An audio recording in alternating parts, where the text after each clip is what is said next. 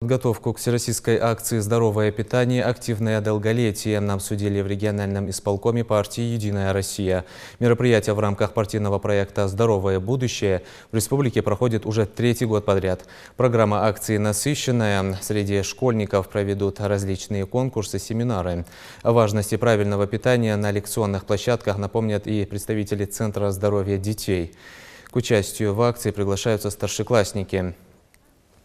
Сейчас идет регистрация на сайте проекта «Сделаем вместе», но у каждого будет свой личный кабинет. Им необходимо загрузить портфолио, отчеты о проделанной работе. По итогам первого этапа десятка лучших будет представлять Ингушетию во втором этапе федерального уровня.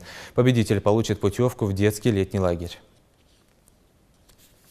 В рамках подпроекта «Сделаем вместе» стартует акция. Акция по здоровому питанию школьников. Здоровое питание, здоровое будущее. В рамках этой акции предполагается провести уроки питания во всех образовательных школах, провести анализ школьного питания также во всех школах. Уроки питания будут проводиться с участием самих школьников. Сами школьники будут анализировать правильное питание. Сами школьники будут участвовать в лабораторных исследованиях. Сами школьники будут проводить показательные уроки. Старшеклассники будут проводить уроки питания для младших классов. Будут проводиться конкурсы рисунка и различная другая работа.